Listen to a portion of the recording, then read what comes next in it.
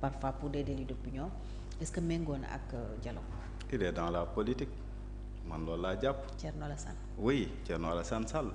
kon vous étiez dans la politique la dernière fois ba Macky di woote dialogue. xam nga loo gis à chaque fois contexte bi dafay am solo te bu ñu fàttee li fi xewoon jamonoy Macky Sall bañ ne du ñu dem ci ay dialogue ba ku dem ci dialogue sax dañ lay mere parce que dem nañ ba gis Macky Sall lu mu nekk woon ci réew mi du dëgg du yoon ba pare bafouer les lois et les règlements di jalgati droit constitution di jalgati droit yi nga xam ne nii constitution moo ko may askan bi ba pare ñëw ni da ngay woote dialogue bi nga xam ne nii yow sa intérêt bopp nga ci viser par exemple la loi d'amnistie ci lan la génnee ci seen dialogue boobu noonu.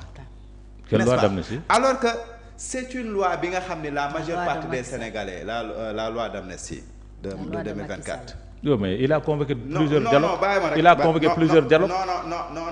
voilà dama lay wax bàyyi ma rek bàyyi ma continuer. dialogue bu mujj bi ngay wax tey. dialogue bu mujj bi mu wax bi mu def jam ñaari ci la wax. da nga naan dialogue bu mujj bi. man foofu laay ñëw gis nga par rapport ak loolu Macky Sall saa yu wootee dialogue c'est parce que am na ci benn visée personnelle bu mu ci ut. wala boog am na lu mu ci bëgg a les conclusions sont déjà écrites.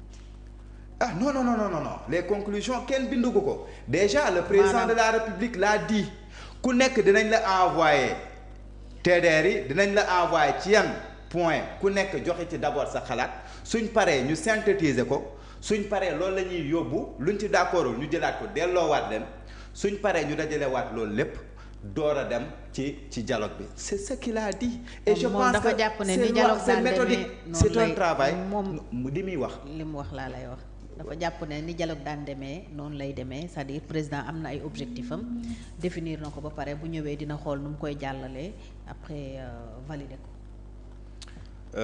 Je pense que tey ku xam le président de la République Bassirou Diomaye Faye xam ni que il n'est pas dans la politique politicienne. mais nangul ko xalaatam gis nga man gis nga des fois man damay wax dama naan ñii ils ne font pas de la politique. moo raw politique. li Bassirou Diomaye di def moo raw politique téeméer junni. gis nga le régime là je vous assure. li muy def moo gën a garaaw li muy def moo gën a garaaw politique. ma wax la li tax. miig sedd la moo gën a garaaw politique fuuf. d'accord soxna Fatou xam nga lu tax ma ne la ñi fi nekk gëmuñu politique xam nga loo gis da nga koy def benn analyse boo jëlee ci nomination yi. tu sens nettement que ñi politique intéressé wu leen ils ne font pas la politique parce que nit ñi promouvoir ñu ci bari c'est des fonctionnaires tey boo jëlee suñu diplomatie ñan lañ nominé le plus souvent def leen ay ambassadeurs.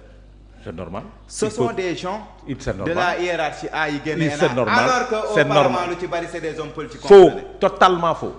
li may wax moo ne. c'était décrié de. déedéet. yaa ngi dégg mais loolu moo fi nekkoon. déedéet nañu waxante Fatou je ne parle pas des consuls. continuer les ambassadeurs sont des fonctionnaires de la hiérarchie. c'est faux wax ma un ambassadeur qui na bari na ci wax ma un ambassadeur on passe à autre chose. dama ne. Khalil jox ma un exemple d'ambassadeur qui a été nommé qui n'est pas de la fonction dama ne la nekkuma fi di xam ambassadeur bi mais Khalil sooy wax da ngay wax li ngay wax da nga ciy teg baaraam qu'au temps de Macky Sall ciy wax da nga ciy teg baaraam on prenait des hommes politiques faux yoo xam ne dañ leen daan nommé à des postes d'ambassadeur wax ma alors que les choses commencent à changer wax ma tu vas wax ma ambassadeur tey da ngay jël maanaam des ñi nga xam ni da ngay gis ni que ñii wax ma un ambassadeur qui n'était pas un diplomate bàyyi ma continuer da ngay gis Adama s'il vous plaît bàyyi ma continuer après dinaa la tontu. jox ma tur bàyyi ma continuer après dinaa la tontu. vas-y bàyyi ma continuer sama logique de raisonnement. man de mosuma woon jàpp ne da ngay wax li ci gannaaw dëgg mais yaa ngi commencé di sos li bàyyi loolu ma mos a sos. non beneen bi mooy da ngay jël ci liggéey xoolal ministres yi aujourd'hui ñu ci bari bokkuñu Pastef ñu ci bari ce sont pas des alliés c'est des apolitiques. Qui est le ministre apolitique donc qui est le ministre apolitique ici. waaw yow man à part les hommes de tenue xam nga am na yoo xam ne jarul tontu c'est-à-dire les Sénégalais savent. à part non déglu déglu ba ngay wax dagguma la non s'il vous plaît bi ngay wax dagguma la c'est des gens apolitiques yoo xam ni seen xarañte moo tax ñu jël leen teg gis nga da ngay dem ba ci maanaam yenn poste de direction yi sax da ngay gis ni ñu fay jël ils ne font pas de la politique pour wax la ne ñii c'est pas ay du question de politique moo leen intéresse leen intéresse xam nga lan la avancer loo réew mi ci dëgg ci jub ci loolu lañ ne moo tax tey bu ñu wootee dialogue mais président de la République kan moo ëpp comment on appelle ça kan moo am majorité. Le facilitateur c'est qui? Le facilitateur c'est qui? J'ai oublié son nom. C'est qui? Encore j'ai oublié son nom. Cheikh c'était un sympathisant de Pastef. loolu xaw ma ci dara. beneen bi mooy. li may wax dama lay tuddal tur le président. yow mënoo tudd tur fii. mënoo tudd tur fii jox ma ambassadeur wala un directeur national boo xamante ni. du ma la wax ambassadeur. du ma la wax turu. comment on appelle ça directeur mais dama ne la en pagaille. amu fi soo bëggee dama la demal nga def ci ay recherche du ma la nekkuma fi di la limal comme les ministres là apolitiques. bari nañ fi du ma la nekk di la ko limal. maintenant je continue avec ma pensée par rapport au dialogue. gis nga dialogue bi honnêtement musuma gis un dialogue sincère bi nga xam ni le président de la République woo na leen ci ñoom.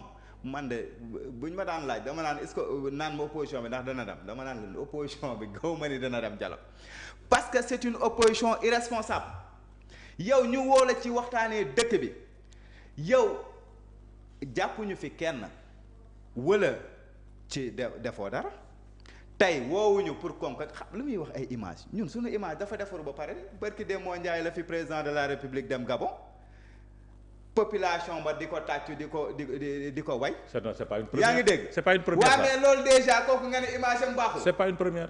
donc ñëpp xam nañ le président de la République ci sincérité am. loolu moom kenn du ko donc du ay question de politique xam nga lu ñu bëgg lu ñuy waxtaanee li nga xam ne ci réew mi la jëm ñëpp ñëw toog xam nga lu ñu ciy bañ est-ce que buñ demee ba jël ay décision ñu ñëw ne ñii kat ñoo tëju seen bopp jël seen décision alors que tey.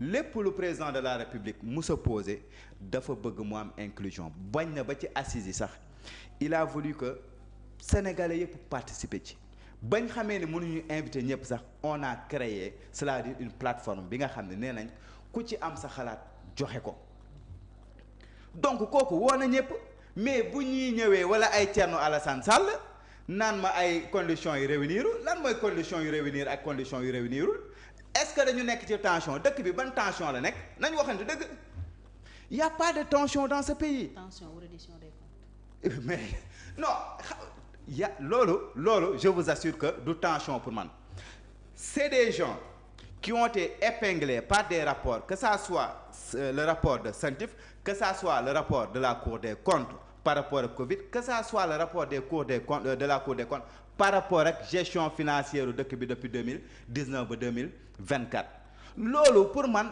ban tension la kon opposition bi dañuy làkk ay sàcc ay présumé sàcc dañuy gis ku fi def loo xam ne nii yoon da koy tere ñu ne la non yow kenn waru la jàpp donc loolu mooy irresponsabilité te koo ci dégg mu wax mu ne la non je ne suis pas contre la reddition des comptes mais en fin de compte soo ko déggee muy wax loolu lay nduru Fatou man léegi man mu daaneel waaw ok li ma bëgg mooy c'est-à-dire dëkk bi la ñuy waxtaanee dañ jóge ci période bu sombre dañu jóge ci réew mi nga xam ni ki fi nekkoon dafa yaakaaroon ni buur la pouvoir bi daf ko hérité loolu lañ fi génne xeex ko durant des années ba loolu jóge fi mu am ay mort am ña nga xam ni ci lañ jëlee laago ba tey sëy yu bari tas na ci famille yu bari tas na si ñu ne lii kat bëgguñu nekkaat ci condition yu mel noonu Macky Sall ba muy woote dialogue dafa fekk ba dëkk bi tàkk mu door di woote dialogue te intérêt boppam la ci jublu woon mais ñii dëkk bi tàkkul on voudrait que li fi amoon bañ a xewati Sénégal ba nga xam ne nii tey ji opposition beeg pouvoir mën nañ toog waxtaan xool ci ban régime la ñuy demee tey élection bu ñu koy organiser naka lañ koy defee waxtaan ci chef de l'opposition naka lañ koy tabbee yooyu yëpp ñu mën kaa waxtaanee ba pare tëj dem suñu yoon ñu mën koo appliquer réew mi jëm kanam ñoom ñu ne duñ ko fi defee wala boog ñoom ñu ne bëgguñu cee teew bu fekkoon ni président de la République dafa bëgg a doxal loolu lan moo koy empêcher il suffit de faire des propositions des projets de loi jaarale ko assemblée ñu voté ko mu kii ko comment on appelle ça encore mu signé ko naka lañ koy damay fàtte terme bi juridique bi promulguer loi bi mu dem yoonam lan moo koy empêcher mu def ko mën na créer poste kii jaarale ko vice président wala yu demee noonu jaarale ko assemblée nationale ku ci mën dara gars yi voté ko est-ce que opposition bi daf ci mën dara ñun soxlawuñ loolu li ñu bëgg mooy lépp lu ñuy def ñu diisoog